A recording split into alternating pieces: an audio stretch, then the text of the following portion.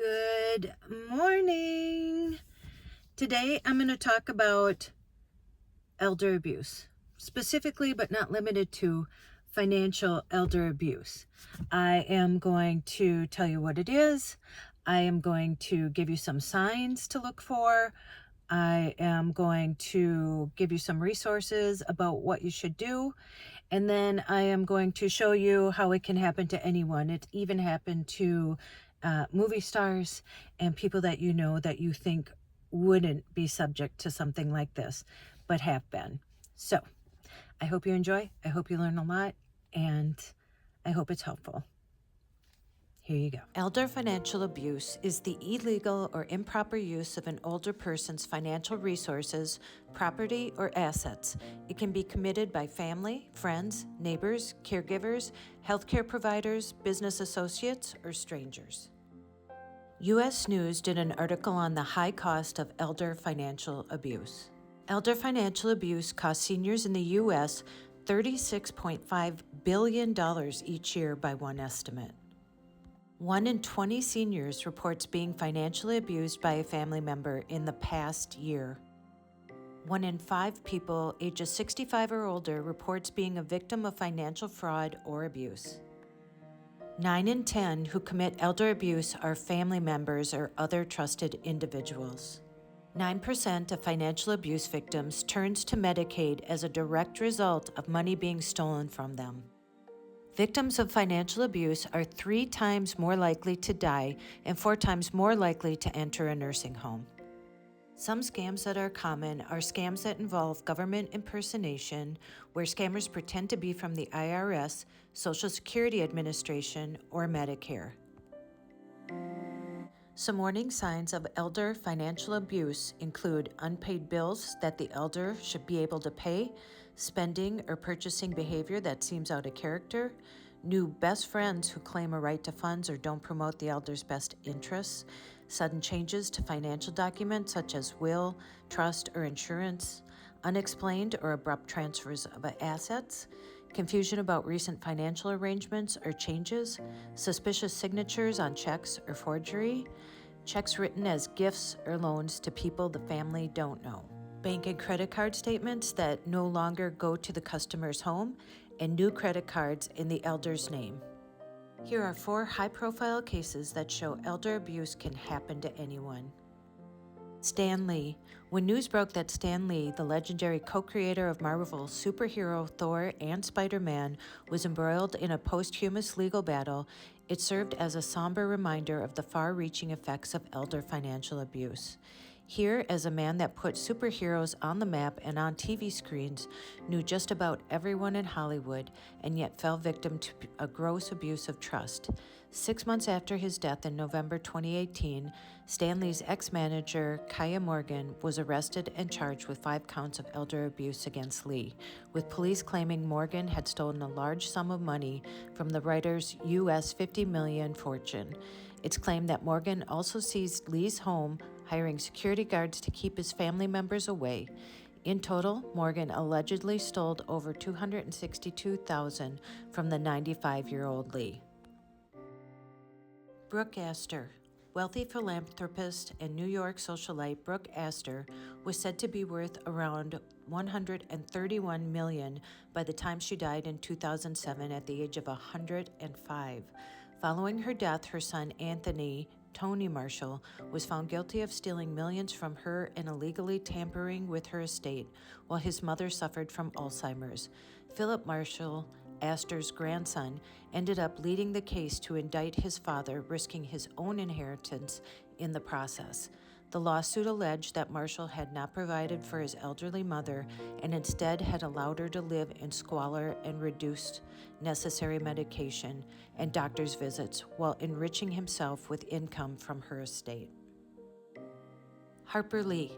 Harper Lee's Pulitzer Prize-winning novel To Kill a Mockingbird made her one of the most celebrated literary figures in history.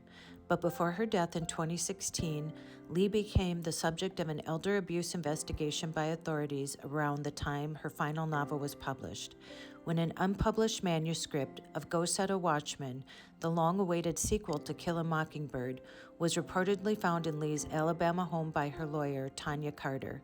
In 2014, it was claimed that the author consented to it being published. However, some believe that the 88-year-old Lee was unable to give approval given her long-standing ill health and old age. Katherine Jackson. In February 2017, Jackson filed a restraining order against her nephew, Trent Lamar Jackson, who reportedly acted as a caretaker to the then 86-year-old. The Jackson matriarch claimed her 52-year-old nephew had taken control of her life, screening her phone calls and infiltrating her finances without her consent. According to Entertainment Tonight, court papers allege that Jackson even had to hide in her closet to speak to her kids so she could speak freely. Mickey Rooney. He was one of Hollywood's greatest actors, someone whose estate could have been worth hundreds of millions when he died in the summer of 2014. Instead, he endured beatings, humiliation, and poverty at the hands of his 8th wife and one of her sons, both accused of elder abuse and destroying a legend. An investigation by The Hollywood Reporter uncovered legal documents, witness testimony, and financial records that never before had been publicized. It indicated Rooney's life was more abusive than he let on while he was alive. What's more, the trouble persisted until he died in April 2014 in a Studio City rental with only $18,000 to his name. In March 2011, the 90-year-old actor tearfully testified before the Senate Aging Committee about an often hidden, pervasive problem affecting our aging population: elder abuse.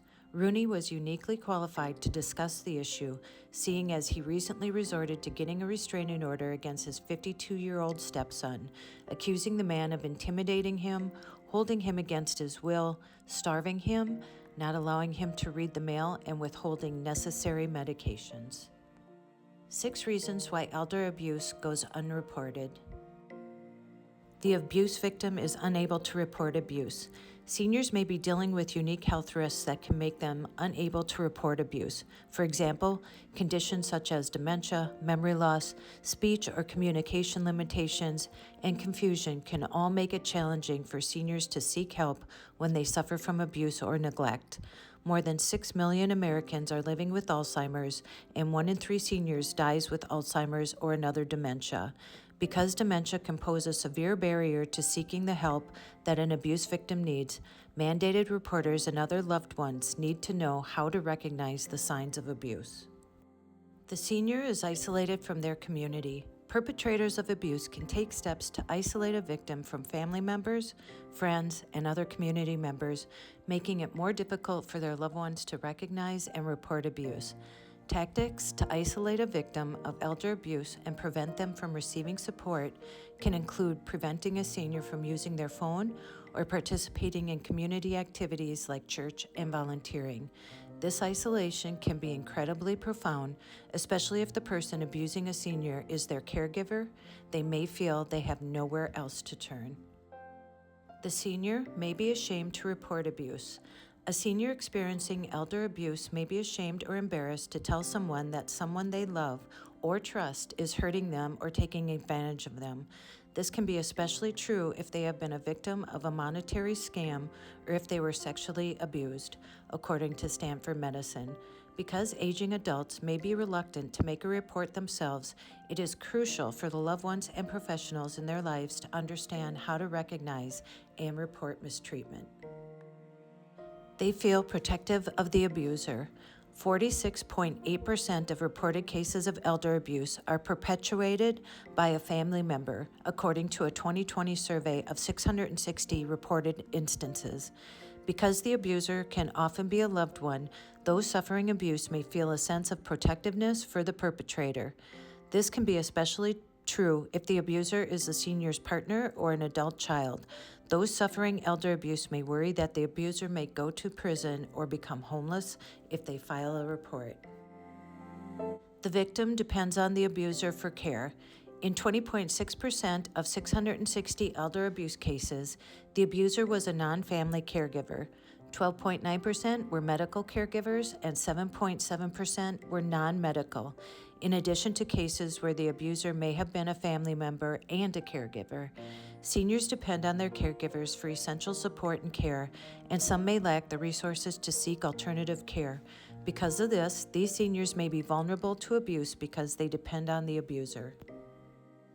Fear of retaliation. Older adults may fear being alone, losing their independence, injury, or even death if they try to leave their situation or seek help. They may also fear that if they report a caregiver for abuse or neglect, their caregiver may retaliate against them and make their suffering worse.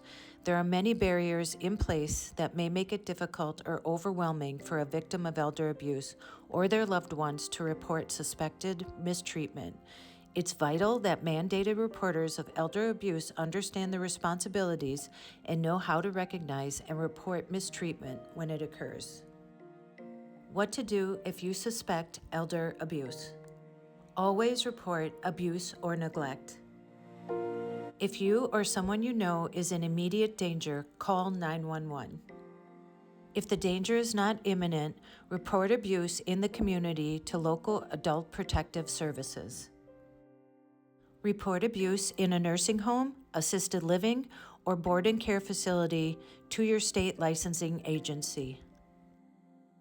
Don't stand by, stand up to elder abuse. You can make a difference. If you suspect elder abuse, you can call the National Center on Elder Abuse. The phone number is 1-800-677-1116. They will provide access to find local reporting resources. They also have language interpretation.